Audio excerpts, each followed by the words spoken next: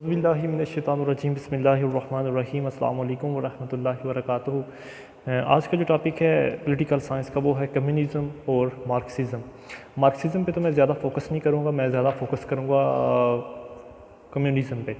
अच्छा, ये जो कम्युनिज़म या मार्क्सिज़म है, इन दोनों के जो कॉन्सेप्ट हैं वो एक दूसरे के साथ मिलते जुलते हैं। इन दोनों का कॉन्सेप्ट ये था पहले, बल्कि आज भी, क्योंकि एक मुल्क जो रह गया मतलब कम्युनिज़म के हवाले से, चाइना। ठीक है।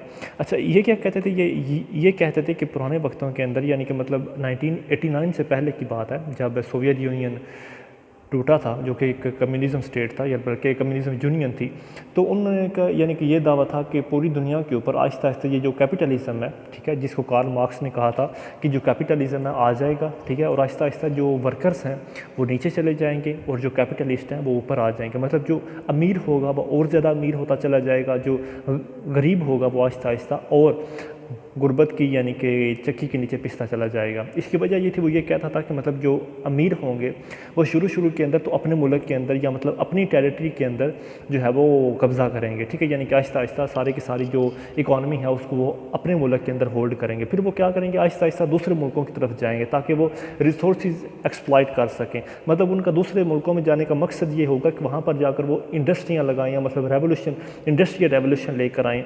तो ये जो इंडस्ट्रियल रेवोल्यूशन होगा ये उनको और पैसा देगा और उनकी इकानमी मजबूत होगी, और लिहाजा ये जो थोड़े से लोग हैं, जो एलीट क्लास है, जो तादाद के अंदर बहुत थोड़ी होगी लेकिन पैसे के हवाले से बहुत मजबूत और बहुत ज़्यादा यानी कि इनके पास पैसा होगा, तो ये क्या करेंगे, आहिस्ता आहिस्ता पूरी दुनिया के ऊपर ये कब्ज़ा कर लेंगे। और यूँ जो गरीब है वो बहुत ज़्यादा यानी कि नीचे, गुर्बत के नीचे चला जाएगा। हालांकि उसकी वजह यह होगी कि वो जो गरीब होंगे वो अपने हाथों की बनाई हुई चीज़ें भी यानी कि उनको मुयसर नहीं होंगी, क्यों, क्योंकि उनके पास पैसे नहीं होगा, ठीक है। और आहिस्ता आहिस्ता जो अमारत है या जो अमीरी है वो पूरी दुनिया के हर मुल्क के अंदर, स्टेट के अंदर होल्ड कर लेगी, और वही जो इकानमी है वही पॉलिटिकल फ़ैसले भी करेगी, सोशल फैसले भी करेगी, इकोनॉमिक फ़ैसले भी करेगी, ठीक है, यानी कि इनका ये रोल था। अब ये कहते थे कि मतलब हमें कोई ऐसा तरीका या ऐसा रेवोल्यूशन लेकर आना चाहिए, बल्कि मतलब ऐसा रेवोल्यूशन होना चाहिए जो एवोल्यूशन को यानी कि फोकस करे, ठीक है, यानी कि मतलब तब्दीली लेकर आए, मतलब जिसमें लोगों की हुकूमत हो, जिसमें सोशलिज़म हो, जिसमें कम्युनिज़म हो, जिसमें सारे अख्तियारात स्टेट के पास हो, जिसमें सारे के सारे अख्तियारात इंडिविजुअल के पास हो, सोसाइटी के पास हो, ठीक है, यानी कि इंडिविजुअलिज़म ना हो बल्कि सोसाइटी जो है उसको फोकस किया जाए, और जो इंडिविजुअल है वो सब ऑर्डिनेट हो सोसाइटी के, ठीक है, यानी कि किसी ना किसी तरह तमाम के तमाम सोर्सेज को नेशनलाइज़ किया जाए, ठीक है, और उस नेशनलाइजेशन के ज़रिए कैपिटलिस्ट को ख़त्म किया जाए, कैपिटलिस्ट को ख़त्म करके उनकी तमाम की तमाम दौलत को मुआशरे में तकसीम किया जाए, इक्वलिटी लेकर आया जाए। इनका ये इरादा था कम्युनिज़म का और मार्क्सिज़म का, ठीक है। अच्छा, कम्युनिज़म क्या कहते हैं, communism fundamentally a system of social organisation, ठीक है, एक सोशल ऑर्गेनाइजेशन है in which property is held in common, कि जिसके अंदर जो पैसा, दौलत, मालो दौलत या जो भी प्रॉपर्टी है वो कॉमनली तौर पर होल्ड की जाएगी, मतलब सब के लिए इक्वल होगी, ठीक है।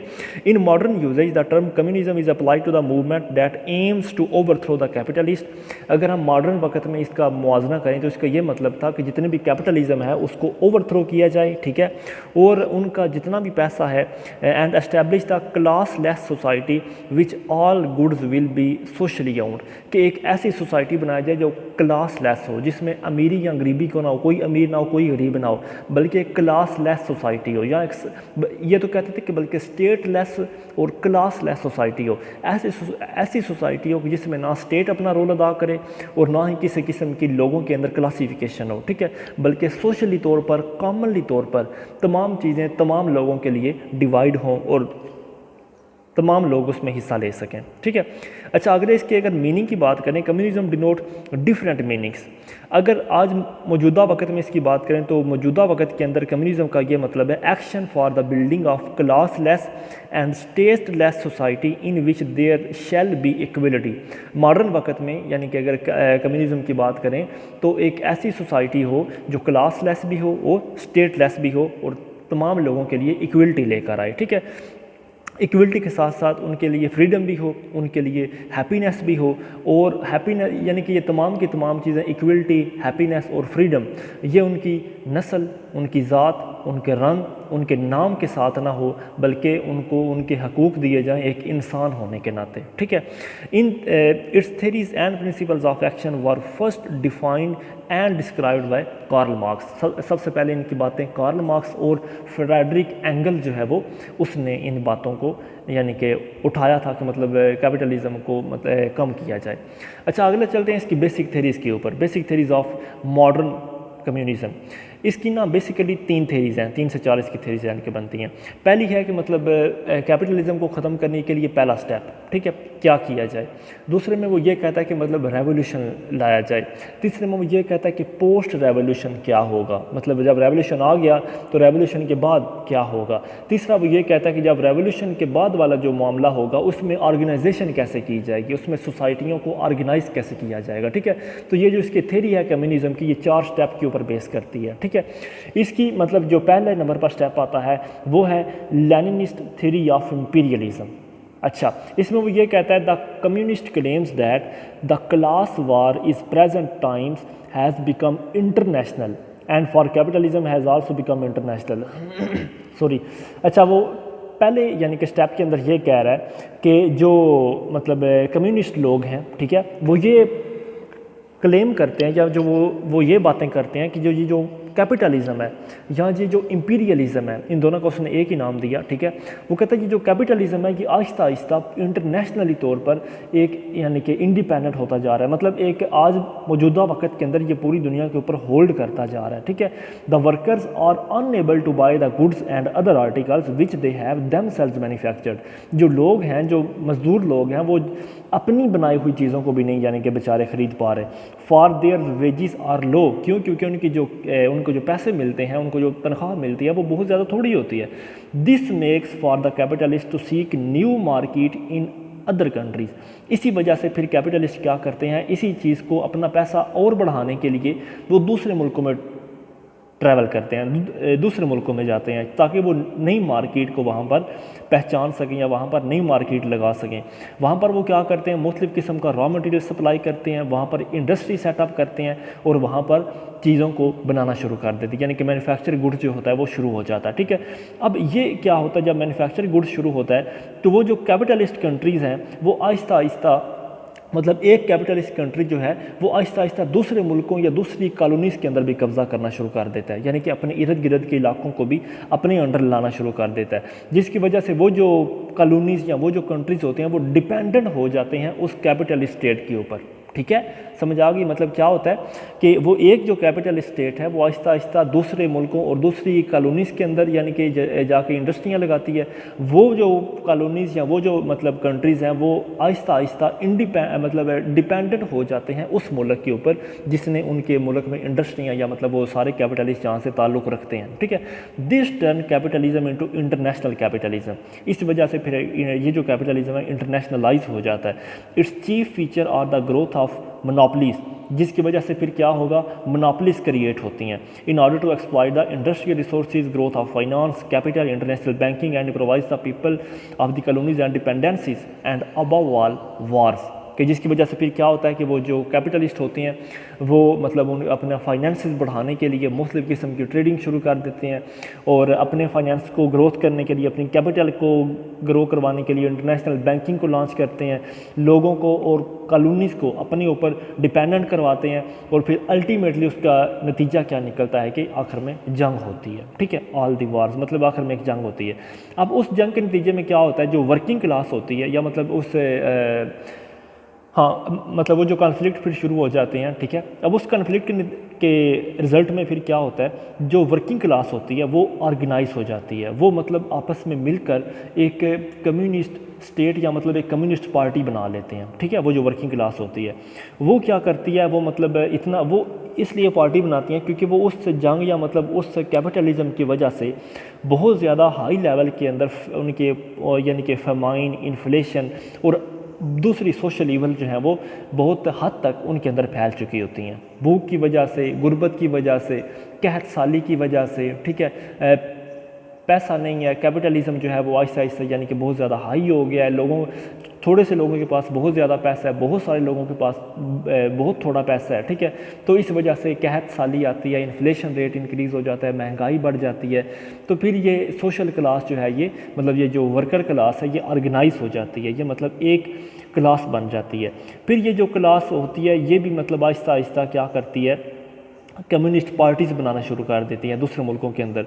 ये कम्युनिस्ट पार्टीज़ क्या करती हैं, ये ओवरथ्रो करती हैं कैपिटलिज्म को और फिर एक कम्युनिस्ट स्टेट कायम कर लेते हैं, ठीक है।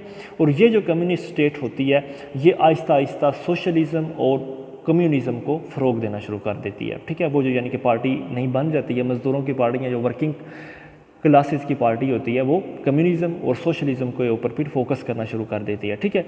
लेकिन ये जो कम्युनिज़म और ये जो सोशलिज़म का जो रेवोल्यूशन है ये उसी वक्त नहीं आ जाता। मिसाल के तौर पर कि एक ही वक्त यानी कि हमला हुआ, वार हुई, और उस वार के नतीजे के अंदर जो कम्युनिस्ट पार्टी है उसने कैपिटलिज्म को ओवरथ्रो कर लिया, और ओवरथ्रो करने के साथ ही कम्युनिज़म और सोशलिज़म आ गया। नहीं, उसने कहा हुआ कि ये एक बहुत लंबा स्टेप है, इसके लिए बहुत ज़्यादा वक्त दरकार होता है, एक रेवोल्यूशन आता है, एक पूरी की पूरा मुल्की निज़ाम जो होता है वो मुकम्मल तौर पर चेंज हो जाता है, ठीक है। ये वक्त के साथ साथ आहिस्ता आहिस्ता आहिस्ता आता है। A period of transition from capitalism to communism begin, और फिर जो एक पीरियड होता है वो कैपिटलिज्म से कम्युनिज़म को यानी कि स्टेट बनने का वो फिर शुरू हो जाता है। ये हो गया पहला स्टेप। दूसरा वो कहता है कि मतलब जब ये स्टेप शुरू हो जाता है एक कैपिटलिस्ट कंट्री से एक कम्युनिस्ट कंट्री एस्टेब्लिश होने में, तो उसके दौरान बहुत सारी रेवोल्यूशंस आती हैं, कुछ डीमेरिट्स भी होते हैं, कुछ इसके मेरिट्स भी होते हैं, कुछ चीज़ों को दबाया जाता है, कुछ चीज़ों को फ़रोग दिया जाता है, ठीक है। अब उसके रिज़ल्ट में क्या होता है, अब वो ये कहता है कि मतलब ये जो रेवोल्यूशनरी गवर्नमेंट होती है, वर्किंग क्लासेस की ये जो गवर्नमेंट होती है ये बहुत ही ऑप्रेसिव और ऑटोक्रेटिक गवर्नमेंट होती है, ठीक है। यानी कि मतलब ये जो मजदूर या जो कम्युनिस्ट गवर्नमेंट आई हुई होती है, ठीक है, जो रेवोल्यूशन के बाद जिसने यानी मतलब जो रेवोल्यूशन लॉन्च जिसने किया हुआ होता है वो ऑप्रेसिव और ऑटोक्रेटिक होती है, ठीक है। यानी कि अपनी मतलब अपने पावर के हवाले से सिर्फ अख्तियारात अपने पास रखती है। Its purpose is to prevent and suppress all attempts of the dispossessed capitalists from regaining their former hold on the state and in the society। इनकी कोशिश ये होती है कि किसी न किसी तरह कैपिटलिस्ट लोगों को सप्रेस किया जाए, दबाया जाए, उनसे उनकी दौलत को छीना जाए, ताकि कहीं ना कहीं वो दोबारा सोसाइटी के ऊपर या उस कंट्री के ऊपर दोबारा कब्ज़ा ना कर लें, ठीक है। और इसके रिज़ल्ट के अंदर वो क्या करते हैं, जब वो कैपिटलिज्म से कम्युनिज़म की ट्रांजिशन कर रहे होते हैं तो सबसे पहले वो कुछ डिस्ट्रक्टिव टास्क करते हैं, मतलब कुछ डीमेरिट्स लेकर आते हैं, कुछ नुकसानात लेकर आते हैं। इन नुकसानात में क्या चीज़ होती है, ये जो कम्युनिस्ट डिक्टेटर होते हैं मुख्तलिफ चेंजेस या ट्रांजिशंस लॉन्च करते हैं। सबसे पहले ये क्या करते हैं, प्राइवेट प्रॉपर्टी जो होती है उसको एबॉलिश कर देते हैं कि किसी बंदे को हक नहीं कि वो अपनी प्रॉपर्टी बनाएगा, ठीक है। प्राइवेट प्रॉपर्टी ख़त्म हो जाती है, नेशनलाइजेशन आ जाता है, ठीक है। तमाम के तमाम किस्म के natural resources, land, industry, finance, यानी कि सर्विसेज, मतलब हर किस्म का जो डिपार्टमेंट है वो स्टेट के कब्ज़े में आ जाता है, ठीक है। यानी कि नेशनलाइजेशन हो जाती है जिस तरह भुट्टो ने किया था, ठीक है। नंबर 3 के ऊपर क्या होता है, हर किस्म की land, factories, industrial plants, banks, trade और कॉमर्स, कम्युनिकेशन के रिसोर्सेज और ट्रांसपोर्ट के रिसोर्सेज, ये सब की सब चीज़ें स्टेट अपने कब्ज़े में कर लेता है।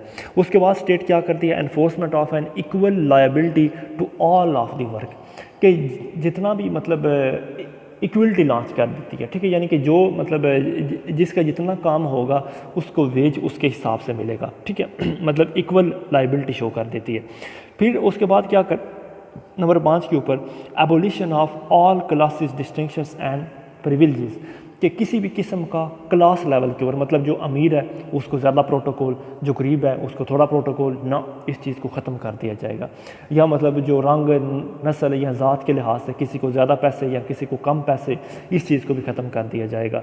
इक्वल प्रिविलेजेस होंगी, इक्वल यानी कि प्रॉपर्टी राइट होंगे, इक्वल यानी कि डिस्टिंक्शंस होंगे, मतलब इक्वलिटी मुकम्मल तौर पर होगी।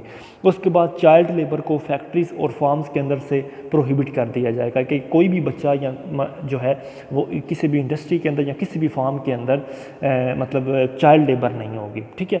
उसके बाद ये क्या करती है, universalization of education and culture, कि कल्चर को फ़रोग देती है और एजुकेशन को यूनिवर्सल कर देती है। तमाम मर्द हों या औरत हों, उनके लिए एजुकेशन जो है वो इक्वल हो जाती है। रंग, नस्ल, बुनियाद, इन तमाम चीज़ों के मतलब बिला इवज़ मतलब इन चीज़ों की तफरीक किए बिना हर एक इंसान के जो एजुकेशन के हकूक़ हैं उसको दे दिए जाते हैं। अच्छा, ये तो हैं इसके कुछ नेगेटिव टास्क, लेकिन इसके आप पॉजिटिव टास्क भी देखें, ठीक है। यानी कि ऊपर वाले जो मैंने आपको बताया उनमें कुछ पॉजिटिव टास्क भी थे, जैसे कि मतलब स्लेवरी का ख़त्म हो जाना, एजुकेशन का यूनिवर्सल हो जाना, लेकिन अब कुछ और पॉजिटिव बातें भी हैं इसके अंदर। सबसे पहला इसमें ये होता है कि the extension of public ownership in other field of production, कि जितने भी प्रोडक्शन की फ़ील्ड होती हैं उनमें जो पब्लिक ओनरशिप है यानी कि सोसाइटी की जो ओनरशिप है उसको फ़रोग दिया जाता है, ठीक है। यानी कि तमाम की तमाम जो चीज़ें होती हैं वो स्टेट अपने कब्ज़े में रखेगा, ये अच्छी बात है। नंबर 2 के ऊपर पॉपुलराइजेशन ऑफ कल्चर, कि जो कल्चर की मतलब कल्चर को फ़रोग दिया जाएगा या जो कल्चर है उसको ज़्यादा यानी कि अपना डोमिनेट किया जाएगा, ये भी अच्छी बात है। नंबर 3 के ऊपर यूनिवर्सलाइजेशन ऑफ एजुकेशन, ये भी हो गया। नंबर 4 के ऊपर science and learning and the building of socialist character and morality, के लोगों को अखलाकी हवाले से, तालीमी हवाले से, सोसाइटी के हवाले से, हर लिहाज से, कल्चर के लिहाज से उनको यानी कि पढ़ाया जाएगा, उनकी तरबियत की जाएगी, ठीक है। साइंस को फ़रोग दिया जाएगा, डेवलपमेंट और टेक्नोलॉजी जो है उसको फोकस किया जाएगा, ठीक है। So the communist state has also destructive and constructive task, ठीक है। मतलब इसके डिस्ट्रक्टिव टास्क हैं और कंस्ट्रक्टिव टास्क हैं। डिस्ट्रक्टिव टास्क जो हैं वो कैपिटलिज्म को सप्रेस करने के लिए, और जो कंस्ट्रक्टिव टास्क हैं वो सोशलिज्म को और कम्युनिज़म को फ़रोग देने के लिए, ठीक है। When these task are completed, अब जब ये चीज़ें कंप्लीट हो जाती हैं, ये जो मेरिट्स और डिमेरिट्स हैं इनका काम मुकम्मल हो जाता है, तो फिर क्या होता है, फिर the foundation of communist society will be laid. लें जी, कम्युनिस्ट सोसाइटी तैयार है, मतलब खाना आपके सामने तैयार हो गया। मतलब पहले उसका आलू मटर सब कुछ उन्होंने काटा, ठीक है, जिसके अंदर बड़ी बड़ी चीज़ों को उन्होंने छोटे छोटे टुकड़ों में तकसीम किया, फिर जनाब हर चीज़ को उन्होंने मिला दिया, और अब जनाब एक प्यारी सी हंडिया आपके सामने तैयार है, ठीक है। और उस हंडिया का क्या नाम है, एक कम्युनिस्ट सोसाइटी, ठीक है। अच्छा, अब आगे वो बात कर रहा है पोस्ट रेवोल्यूशन की, कि जब रेवोल्यूशन तो आ गया, हंडिया तो तैयार हो गई, अब उसके बाद क्या होगा। वो ये बात कर रहा है कि अब जब हंडिया तैयार हो गई है, कम्युनिस्ट सोसाइटी बन गई है, तो अब तमाम लोगों को इक्वल सालन तकसीम कर दिया जाएगा। क्या, कैसे, स्टेटलेस और क्लास लेस सोसाइटी बनाई जाएगी। मतलब ये नहीं कि तुम्हें ज़्यादा मिलेगा तुम्हें थोड़ा मिलेगा, इस चीज़ को ख़त्म कर दिया जाएगा। तमाम की प्लेटों में बराबर बराबर सालन डाला जाएगा, ठीक है। यानी कि हर एक को इक्वली तौर पर ट्रीट किया जाएगा, जिसमें ना तो कोई यानी कि किसी किस्म की क्लास नहीं होगी, मतलब ये फलानी क्लास के साथ ताल्लुक़ है, ये एलीट क्लास है, ये लोअर मिडिल क्लास है, या ये मिडिल क्लास है। नो, इक्वल क्लास और स्टेट की यानी कि ख़त्म हो जाएगी, स्टेट भी ख़त्म हो जाएगी, ठीक है। यानी कि रियासत जो है वो भी नहीं रहेगी, बल्कि सिर्फ लोगों के ऊपर हुकूमत करेंगे। व्हेन द यानी कि capital is suppressed and all the traces of capitalism are wiped out, यानी कि तमाम किस्म की कैपिटलिस्ट जो है उनको वाश कर दिया जाएगा। This is the Twilight of the state, अब जो है वो स्टेट जो है वो कम्युनिस्ट स्टेट के नाम से पुकारी जाएगी। This is the beginning of new classes and state less communist society, the ultimate historic goal of communism. अब जनाब जो कम्युनिज़म का हकीकी मकसद जो है वो अब पूरा हो गया, ठीक है। यानी कि जो जब स्टेट लेस और क्लास लेस सोसाइटी बन जाएगी, it's advent will mean that the revolutionary period is over. इसका ये मतलब होगा कि अब रेवोल्यूशनरी पीरियड जो है वो ख़त्म हो गया। अब उससे अगली यानी कि वो जो उसने बात की है कि क्लास लेस और स्टेट लेस सोसाइटी होगी, इससे क्या मुराद है। This will be the climax of communism. Climax का मतलब ये होता है कि किसी भी चीज़ का अरूज, किसी भी चीज़ की बुलंदी, यानी कि किसी भी चीज़ का हम कह सकते हैं कि मतलब जब वो अपने पीक पर होती है, ये है कम्युनिज़म का पीक। मतलब कम्युनिज़म का पीक ये है कि क्लास लेस और स्टेटलेस सोसाइटी, ये कम्युनिज़म का पीक हो जाएगा। यानी कि रेवोल्यूशन के बाद क्लासेस हैव एबॉलिश्ड, तमाम क्लासों को एबॉलिश कर दिया जाएगा। स्टेट जो है उसकी एनार्की को ख़त्म कर दिया जाएगा। Anarchy society of complete freedom of individual, हर एक यानी कि इंडिविजुअल को कम्प्लीटली फ्रीडम दी जाएगी, जिसमें मतलब एक मैन काइंड इमर्ज होगी, एक फ्रीडम इमर्ज होगी। ठीक है, इकोनॉमिकली तौर पर लोगों को मतलब it will be the super abundance of production, economically के हवाले से मतलब बहुत ज़्यादा हद तक जो है वो प्रोडक्शन इंक्रीज़ हो जाएगी। ठीक है, जिसमें हर एक इंडिविजुअल को उसके वर्किंग के लिहाज से मतलब work according to his ability and get things according to his need, जो मतलब इंसान है अपनी सलाहियत के हवाले से, सलाहियत के यानी के हवाले से वो काम करेगा और अपनी ज़रूरत के मुताबिक उसको दिया जाएगा। ये कम्युनिस्ट स्टेट है। अब इसमें मार्क्सिज्म ने यानी कि कम्युनिज़म के अंदर ये कहा था कि therefore aims at the highest perfection of human individuality, यानी कि ये एक ऐसा लेवल बन जाएगा कि जिसमें इंसानी यानी कि ह्यूमन इंडिविजुअलिटी है उसे हाईएस्ट परफेक्शन मिल जाएगी, यानी कि हर इंसान बिल्कुल परफेक्ट हो जाएगा मुआशरती लिहाज से। ठीक है, in which the free and full development of every individual, हर एक इंडिविजुअल बिल्कुल फ्रीली और फुली तौर पर डेवलप होगा। This that is the reason why the communist believe that the battle they are fighting is really the battle of the whole mankind. इसी लिहाज इसी हवाले से जो कम्युनिस्ट को फ़रोग देते हैं ना जो लोग, ठीक है, वो ये कहते हैं कि जो जंग हम लड़ते हैं ना, ठीक है, वो पूरी इंसानियत के लिए जंग होती है। क्या उसने कहा था? The battle they are fighting is really the battle of the whole mankind, वही हकीकतन जंग जो है वो पूरे इंसानों के लिए। अब असल बात पे आते हैं। असल बात ये है इसके ऊपर क्रिटिसिज्म क्या आया, मतलब यानी कि मार्क्सिज्म और कम्युनिज्म के ऊपर क्रिटिसिज्म कैसे बनता है। लेकिन सबसे पहला क्रिटिसिज्म आया, theory of history is hopelessly one sided. ठीक है, वो ये कह रहा है कि अफसोस के साथ ये कहना पड़ता है कि ये जो कम्युनिज़म या ये जो मार्क्सिज्म होता है ये आईने का सिर्फ एक हिस्सा दिखाते हैं, दूसरा हिस्सा नहीं दिखाते। ठीक है, यानी कि सच्चाई का सिर्फ एक रुख दिखाते हैं, दूसरा रुख नहीं दिखाते। मिसाल के तौर पर मैं आपको समझाता हूँ। इसमें उन्होंने क्रिटिसिज्म इसके ऊपर ये किया, वो ये कहते हैं कि कम्युनिज़म और मार्क्सिज्म सिर्फ़ और सिर्फ ये बात करता है कि लो जी इकानमी हवाले से लोग ऊपर चले गए हैं, इकानमी हवाले से लोग नीचे हो गए हैं, लोगों के पास पैसा ज़्यादा आ गया, लोगों के पास पैसा कम हो गया, कैपिटलिस्ट आ गया, कैपिटलिस्ट छा गया, कैपिटलिस्ट ने सब के ऊपर फोकस कर लिया। मतलब सिर्फ़ और सिर्फ एक ही रट्टा कि पैसा पैसा पैसा, और पैसा क्या है? सिर्फ एक बंदे के पास पैसा है जी, वो पूरा हर तरफ डोमिनेट कर रहा है, वो ऐसा पूरी दुनिया पे आ जाएगा। सिर्फ ये उन्होंने रट लगाई हुई है। क्रिटिसिज्म इसके ऊपर ये है कि आपको बाकी मसाइल नज़र नहीं आते, आपको साइकोलॉजिकली तौर पर, मेंटली तौर पर, मुआशरती हवाले से, रिलीजियसली तौर पर, लिंग्विस्टिकली तौर पर, ये तमाम की तमाम चीज़ें आपको वो नहीं नज़र आती कि लोग इन्हीं हवाले से भी डिवाइड हुए हुए हैं। लोग मज़हब के हवाले से एक दूसरे के ऊपर डोमिनेट कर रहे हैं, लोग कल्चरली डोमिनेट कर रहे हैं, लोग लिंग्विस्टिकली डोमिनेट कर रहे हैं। ये बातें आपको नज़र कोई नहीं आती, आप सिर्फ तस्वीर का एक रुख दिखा रहे हैं। लो जी यानी कि पैसा आ गया और पैसे ने सब के ऊपर कब्ज़ा कर लिया। नो, ठीक है, मतलब इकॉनमी जो है वो एक हवाले से मतलब अपना रोल अदा करती है, लेकिन एक्चुअली यही चीज़ नहीं है। मतलब सिर्फ यही हम कह दें कि सिर्फ इकॉनमी है और इसी ने सब के ऊपर फोकस किया हुआ है। नो, ठीक है, मतलब वो बाकी तमाम किस्म की बातों को निगलेक्ट कर देते हैं, जैसे political factors, geographical, religious, moral, intellectual, psychological वगैरह, ये तमाम फैक्टर को वो पीछे हटा देते हैं और सिर्फ इकॉनमी को सामने ले आते हैं। ठीक है, सच कुछ सोशलॉजिस्ट जिसमें गिडिंग्स और हॉब्स, ठीक है, हॉबहाउस, गिडिंग्स और हॉबहाउस ने इसको क्रिटिसाइज़ किया है। वो ये कहते हैं कि इकोनॉमिक इंटरप्शन ऑफ हिस्ट्री और one sided view of life and society, कि ये जो उन्होंने इकोनॉमी की बात की है ये सिर्फ उन्होंने ज़िंदगी का एक पहलू और सोसाइटी का एक हिस्सा दिखाया है। ठीक है, जबकि जो अदर फैक्टर्स हैं वो भी इन्फ्लुएंस करते हैं और उनको भी डिटरमाइन करना चाहिए। ठीक है, सोशलॉजिस्ट के लिहाज से इकोनॉमिक फैक्टर इज़ अनडिबेटेडली इम्पॉर्टेंट, इसमें कोई शक नहीं कि इकोनॉमिक फैक्टर इम्पॉर्टेंट है, अपनी जगह अहमियत रखता है, लेकिन बाकी जितने भी फैक्टर्स हैं उनको हिस्ट्री के हवाले से कम्युनिज़म जो है वो ओवरलुक कर देते हैं। ठीक है, यानी कि पीछे छोड़ देते हैं। ये पहला criticism.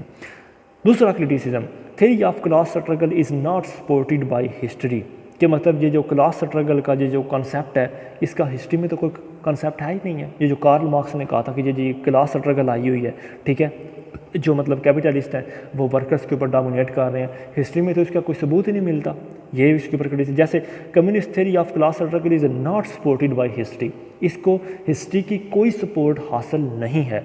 The critics point out that, जो लोग इसके ऊपर तनकीद करते हैं वो ये कहते हैं कि the endless series of classes were pessimistic and over dramatic view, कि ये जो बातें करते हैं ना कि मतलब देखें जी कि मतलब कैपिटलिज्म आ गया और मतलब क्लास स्ट्रगल आ गई, लिहाजा इस चीज़ का मतलब हिस्ट्री में तो कोई रोल है ही नहीं, हिस्ट्रिकली हवाले से तो ये चीज़ें प्रूव ही नहीं हैं, ठीक है। तो ये क्या करते हैं, ये ड्रामेटिकली एक आपके सामने पेश करते हैं, ड्रामा इन्होंने रचाया हुआ होता है, ठीक है। सिर्फ आपकी मैंटालिटी को चेंज करने के लिए, रेवोल्यूशन लाने के लिए, लोगों को गुस्सा दिलाने के लिए, लोगों की मैंटालिटी को चेंज करने के लिए ये क्या होता है, एक क्लास जो होती है, जो कार्ल मार्क्स जैसे लोग हैं, इन्होंने लोगों के जहनों को यानी कि हैवी करने के लिए या मतलब गंद भरने के लिए एक ऑप्टिमिस्टिक अप्रोच की बजाय एक पेसिमिस्टिक अप्रोच को चुना और क्लास स्ट्रगल का कंसेप्ट हमारे सामने दे दिया, ठीक है, जिसका हिस्ट्री में किसी किस्म का सबूत ही नहीं है। और ये अननेसेसरली मतलब एक हॉस्टाइल क्लासेस क्रिएट कर रहे हैं, मतलब ऐसी क्लासेस क्रिएट करें जो आपस में दुश्मन हो, ठीक है। कौन कौन, अमीर और गरीब मतलब आपस में दुश्मन बन जाएं, ठीक है। In which the poor are exploited by the rich, यानी कि इन्होंने एक ही रट्टा लगाया हुआ है कि देखिए कि मतलब अमीर जो है वो गरीबों को एक्सप्लॉइट कर रहे हैं, उनके हकूक़ को दबा रहे हैं। अच्छा, अगला जो इसके ऊपर क्रिटिसिज्म किया जाता है, मार्क्स प्रोफेसी डैट, जो मार्क्स ने ये बात की है कि social revolution would come in industrially advanced countries have been falsified. Marx ने ये कहा था कि जितने भी इंडस्ट्रियली डेवलप कंट्रीज़ हैं, मतलब जिन मुल्कों में इंडस्ट्री ज़्यादा है, जिन मुल्कों में अमीर लोग थोड़े से हैं, मतलब उनके पास पैसा बहुत ज़्यादा है, इंडस्ट्री भी ज़्यादा है और यानी कि वर्कर्स भी उनके पास यानी कि इंडस्ट्रियल ज़्यादा है, मतलब ऐसे मुल्क जिनमें कैपिटलिस्ट ज़्यादा हैं और मतलब वर्कर्स जो हैं वो मतलब वर्कर्स ज़्यादा हैं और कैपिटलिस्ट का यानी कि वहाँ पर फ़रोग है, तो ऐसे मुल्कों में जो है मतलब एवोल्यूशन बहुत जल्दी आ जाएगा, या मतलब ऐसे मुल्कों में रेवोल्यूशन बहुत जल्दी आ जाएगा। तो ये बात भी गलत साबित हो गई है। कैसे? जर्मनी और अमेरिका को देख लें, ठीक है। अमेरिका और जर्मनी जो है बहुत हद तक, अमेरिका, जर्मनी और इंग्लैंड में तो ये बात नहीं हुई, ये तो इंडस्ट्रियली तौर पर बहुत यानी कि अपना कामयाब मुल्क हैं, ठीक है, लेकिन वहाँ पर तो कोई कैपिटलिस्ट नहीं आया, वहाँ पर तो कोई किसी किस्म के यानी कि ऐसे सप्रेस किसी के हकूक़ नहीं किए गए। जबकि दूसरी तरफ जो मतलब सोशलिस्ट रेवोल्यूशन आया, मतलब ये जो 1917 के अंदर कम्युनिज़म आया रशिया के अंदर, उस वक़्त उनके अपने हालात जो थे इतने यानी कि गिरे हुए थे कि मतलब ये जो इनका अपना मुल्क है ये एग्रीकल्चर हवाले से यानी कि बहुत ज़्यादा पीछे था, ठीक है, यानी कि which was backward agrarian country, मतलब एग्रीकल्चरली मतलब एक हम कह सकते हैं कि इंडस्ट्री हवाले से ये रेवोल्यूशनाइज नहीं था, बल्कि ये तो एग्रीकल्चर के ऊपर डिपेंड करने वाला अपना इनका मुल्क था जो कम्युनिज़म का यानी कि जिन्होंने रट्टा लगाया हुआ था, ठीक है। और इनके बिलमुकाबल जो उन्होंने बात कही है कि मतलब ऐसे मुल्कों में रेवोल्यूशन कम्युनिज़म जल्दी आ जाता है जिनके इंडस्ट्री ज़्यादा होती है, तो ये बात तो सरासर गलत साबित होगी कि जर्मनी, इंग्लैंड और अमेरिका के पास इतनी ज़्यादा इंडस्ट्री है और वहाँ पर तो कोई किसी किस्म का रेवोल्यूशन नहीं आया, लिहाजा ये भी बात इनकी गलत साबित हुई। अगला जो इसके ऊपर कहा जाता है, स्टेट विल विदर अवे, मतलब जो उन्होंने बात की है कि मतलब ये जो स्टेट है इसको ख़त्म कर दिया जाए, ये भी बिल्कुल सरासर गलत है। कम्युनिस्ट ये समझते हैं स्टेट विल विदर अवे इस यानी कि नॉट करेक्ट, ठीक है, मतलब ये जो स्टेट है इसको ख़त्म कर देना चाहिए, जबकि ये बिल्कुल गलत बात है। जबकि अगर इनकी अपनी बात करें, मिसाल के तौर पर in communist countries of today the state has not withered away, अगर कम्युनिस्ट मुल्क जो आज हैं जैसे चाइना, ठीक है, कम्युनिज़म पे बेस करते हैं, जबकि कम्युनिज़म का कंसेप्ट क्या है कि स्टेट ख़त्म हो जानी चाहिए, स्टेट लेस सोसाइटी होनी चाहिए, जबकि वहाँ पर अपनी जो उनकी स्टेट है वो डोमिनेट कर रही है, वो जो स्टेट है वहाँ पर अभी भी बनी हुई है, ठीक है।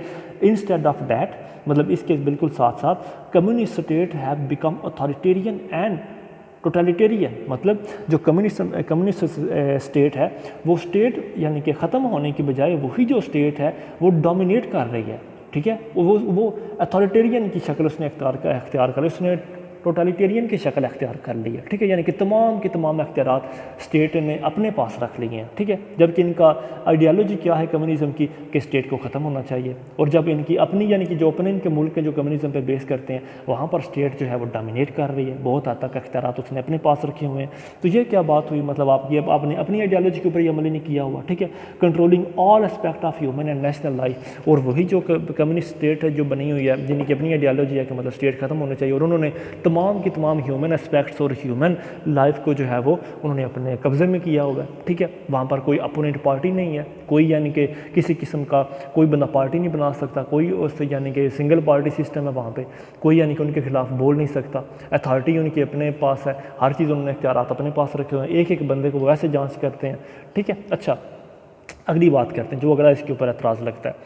Marx's prediction of growing make poor या मतलब impoverishment of the working classes in the capitalist countries has also been prove to the false.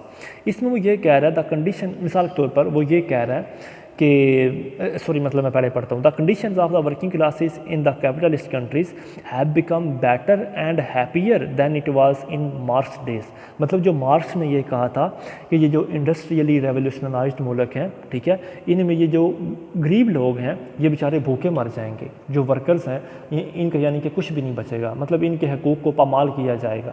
इसके बिलमुकाबल वो क्या कह रहा है, मतलब अगर आपके मुल्क में देखें यानी कि आज के दौर में देखें तो ये जो जितने भी ममालिक हैं जिनमें यानी कि अमेरिका है, इंग्लैंड है, या मतलब दूसरा उसका क्या नाम है बरतानिया, वहाँ पर जो भी वर्कर्स हैं उनको बड़े अच्छे हकूक़ दिए जा रहे हैं। वहाँ पर जो वर्कर्स हैं मतलब जितनी भी इंडस्ट्री होती है वो अपने जो मतलब शेयर्स हैं वो मार्केट में लॉन्च करती है, उसमें हर बंदा अपनी इन्वेस्टमेंट के मुताबिक उसमें इन्वेस्ट करता है, ठीक है, अपनी औकात के लिहाज से, और उन शेयर्स में अपना हिस्सा डाल देता है, और यूँ मतलब वो जो इंडस्ट्री है वहाँ पर फ़रोग भी हो रहा है इंडस्ट्री का, वहाँ पर लोग जो हैं वो खुश भी हैं।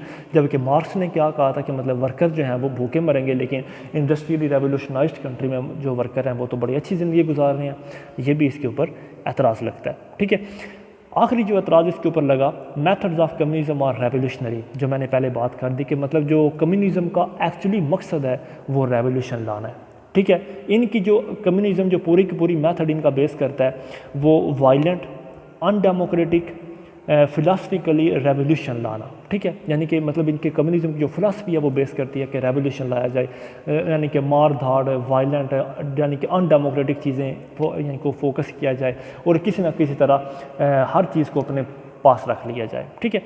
And does not appeal to the peaceful mind, ये किसी भी अमन पसंद माइंड के अंदर ये चीज़ नहीं बैठ सकती, ठीक है। जैसा कि यानी कि लॉर्ड एक्टन ने कहा था कि all powers corrupts and absolute powers corrupts absolutely, ठीक है।